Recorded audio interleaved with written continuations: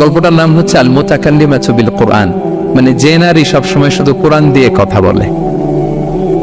আব্দুল্লাহ ইবনে মুবারক অনেক বড় মুহাদ্দিস, হজ করে ফিরতেছেন, হঠাৎ দেখেন এক বৃদ্ধা মহিলা, বয়স্ক মহিলা চাদর গায়ে দিয়ে শুয়ে আছে। তো এটা অনেক বড় একটা কনভারসেশন, আমি কনভারসেশনটা আপনাদেরকে শোনাই। উনি কাছে গেলে যে সালাম দিলেন, আসসালামু আলাইকুম রাহমাতুল্লাহ। সালামের উত্তরে বৃদ্ধা মহিলা স্বাভাবিকভাবে উত্তর না দিয়ে একটা কোরআনের আয়াত তেলাওয়াত করলেন, সালামুন কাওলাম মির রাব্বির রহিম, মানে দয়াময় প্রতিপালক আল্লাহর পক্ষ থেকে তোমার প্রতিও সালাম। এটা একটা কোরআনের আয়াত, কিন্তু এটা দিয়ে উত্তর হয়ে যায় সালামের, কি বলেন? আচ্ছা গেল। এবার আব্দুল্লাহ ইবনে মুবারক জিজ্ঞেস করলেন, মাযা তাসনাঈনা ফি হাযাল মাকান, এখানে কি করেন আপনি, কি করতেছেন একা একা? এই প্রশ্নের উত্তরও ভদ্রমহিলা একটা কোরআনের আয়াত তেলাওয়াত করে দিলেন। উনি তেলাওয়াত করলেন, ওয়ামাই ইউদ্লিল ফালা হাদিয়া লাহ, মানে আল্লাহ যার পথ ভুলায় দেয় তার পথ দেখানোর কেউ নেই। মানে বুঝাইতে চাইলেন আমি পথ হারাই ফেলছি। কি বুঝাইতে চাইলেন? পথ হারাই ফেলছে, মানে উনি এমন ভাবে কোরআনের আয়াত চুজ করে যাতে উত্তর হয়ে যায়। তো এবার উনি জিজ্ঞেস করলেন, আইনা তুরিদিন, পথ হারাই ফেলছেন তো বুঝলাম, আয়াত থেকে এটা বোঝা যায়, তো আপনি কোথায় যাচ্ছেন, ডেস্টিনেশন কোথায়? উনি আবার একটা আয়াত তেলাওয়াত করলেন, সুবহানাল্লাযী আসরা বিআবদিহি লাইলাম মিনাল মাসজিদিল হারামি ইলাল মাসজিদিল আকসা।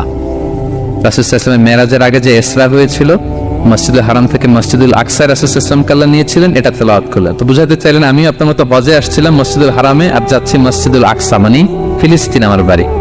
মসজিদুল আকসা কোন দেশে? ফিলিস্তিনে। আয়াত এমন ভাবে উনি পিক করেন যাতে করে উত্তর হয়ে যায়। উনি বোঝাতে চাইলেন আমিও হজ করতে এসেছিলাম, যাচ্ছি কোথায়?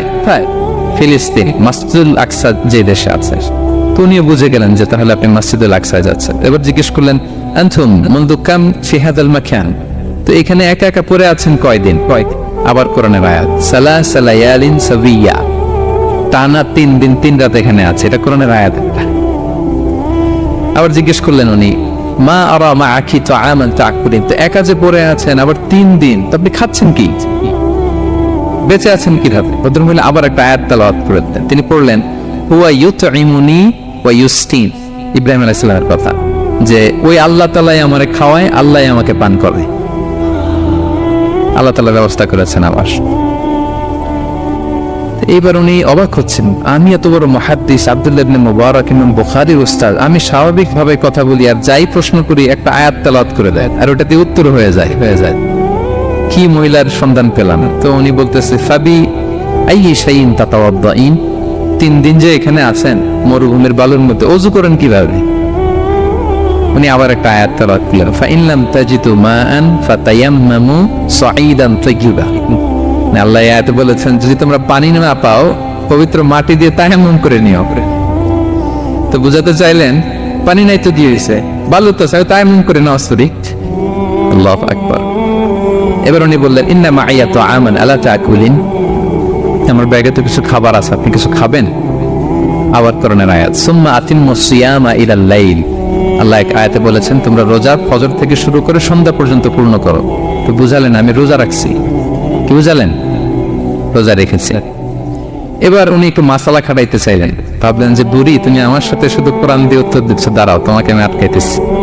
উনি মাসালা খাটাইলেন যে ফাকুলতু লাহা লাইসা হাদা শাহরু রমাদান, তো রোজা রাখছেন মানে এটা তো রমজান মাস না, হজ করে ফিরতেছি আমরা জিলহজ মাসের শেষের দিক, কিসের রোজা?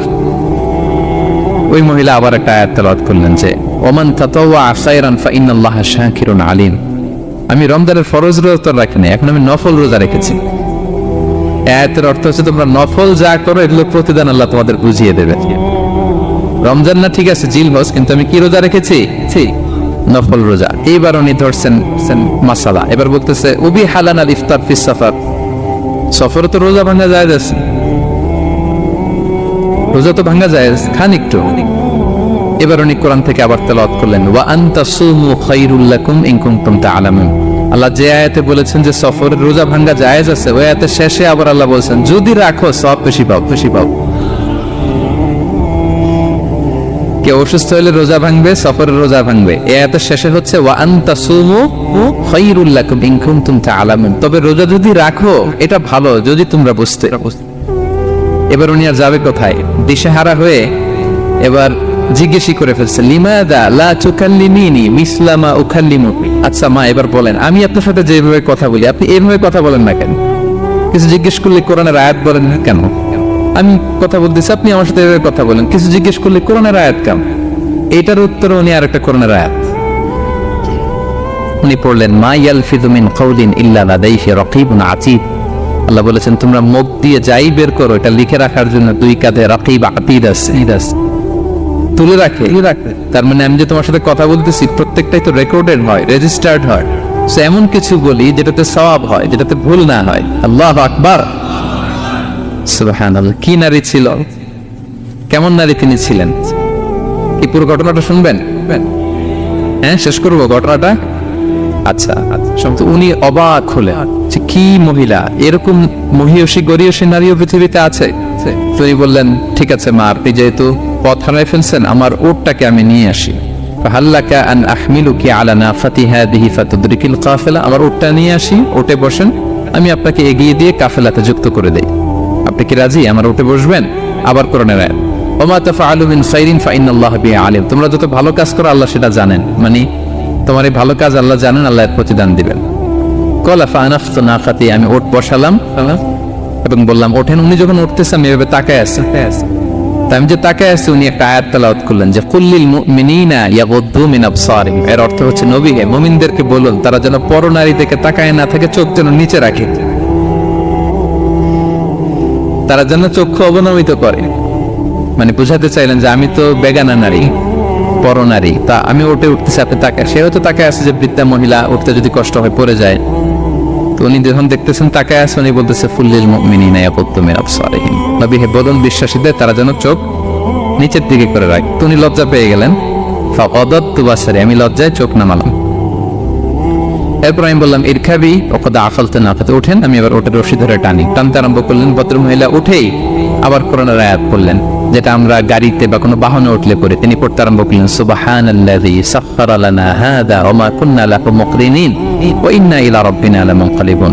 প্রশংসা সে আল্লাহ যে আল্লাহ এই বাহনকে আমাদের জন্য বশীভূত করে দিয়েছেন। তিনি বশীভূত না করলে আমরা তো এটাকে বশীভূত করতে পারতাম না। আপনারা যখন গাড়ি স্টার্ট দিবেন এই দোয়াটা পড়েন তো আপনারা? গাড়ি স্টার্ট দিলে, বিমানে উঠলে, ঘোড়ায় উঠলে, যে কোনো বাহনে উঠলে এটা পড়তে হয়, কোরআনের আয়াত। তো এই বললেন, আমি এবার উঠলাম, ওটের জিমাম ধরে টানতে লাগলাম না, আর একটু হই হই শব্দে ওট চালাতে লাগলাম যাতে করে তাড়াতাড়ি যাওয়া যায়। উনি কোরআনের আয়াত বললেন ওয়াকসিদ ফি মাশিক ওয়াগদুদ মিন সাওতিক। কোরআনের আয়াত মানে তোমার চলার ক্ষেত্রে তুমি মধ্যম পন্থা অবলম্বন করো আর গলার সাউন্ডটা আর একটু ছোট করো।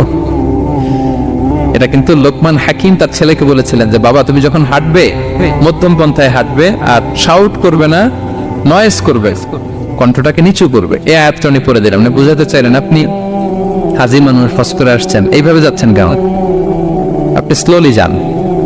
ফাজাআলতু আমশি রুয়াইদান ওয়া আতারান্নামু বিশ-শা'র। এরপর আমি আস্তে আস্তে যেতে লাগলাম আর কবিতা আবৃত্তি করতে লাগলাম। আরবদের অভ্যাস ছিল তারা শত শত লাইন কবিতা মুখস্থ পারত। দিনকে দিন মরুভূমিতে চড়তো আর কবিতা পড়তে।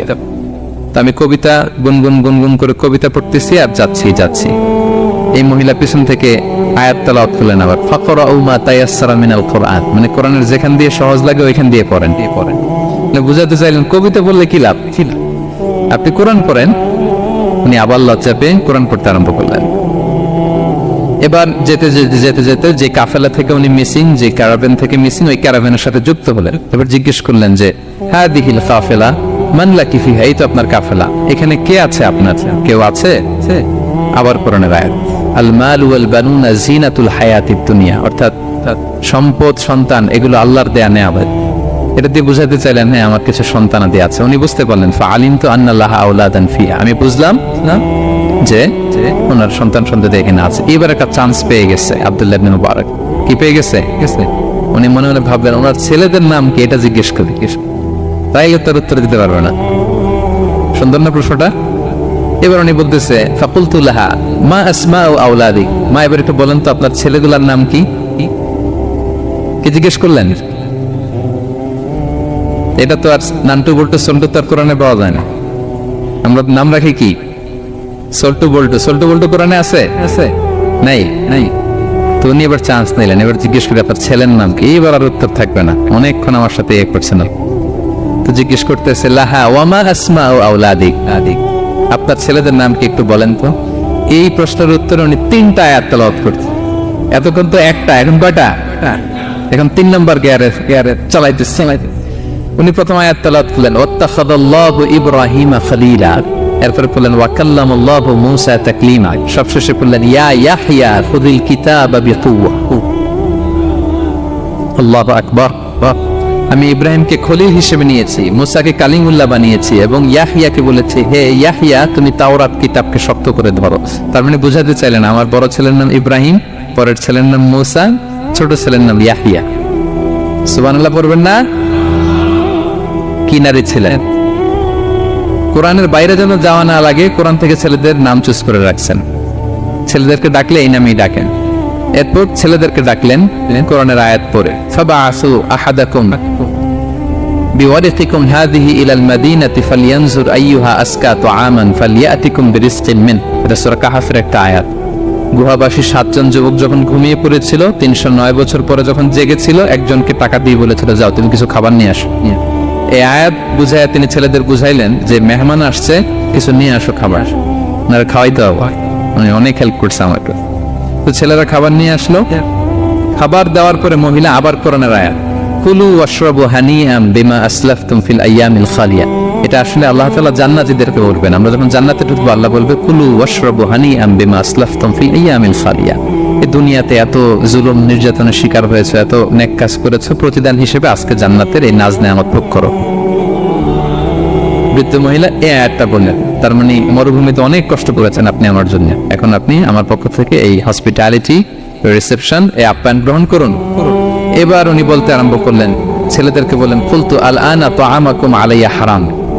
এই ছেলেরা এই খাবার আমার জন্য হারাম, হাত্তা তুখবিরুনি বিআমরিহা, যতক্ষণ না এই মহিলাকে এর হিস্ট্রি যতক্ষণ না আমার না বলো। আগে বল এই ভদ্র মহিলা কে, কি তার ঘটনা। যতই দেখছি অবাক হচ্ছি, যতই শুনছি অবাক হচ্ছি। কে সে?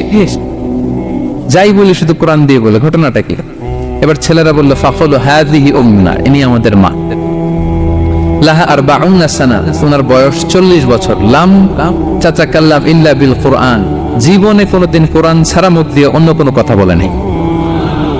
মাখাফাতান তাজিল্লা ফায়াসখাতা আলাইহা রহমান, এই ভয়ে যে কোন কথায় আল্লাহ আবার নারাজ হয়ে যায়, আমার কোন কথায় আবার কোন ভুল হয়ে যায়, আমার কোন কথায় আবার রহমান আমার উপর নারাজ হয়ে যায়। এজন্য আমরা আমাদের জন্মের পরে জীবনে আমার মাকে কোরআন ছাড়া কোনো কথা বলতে শুনিনি।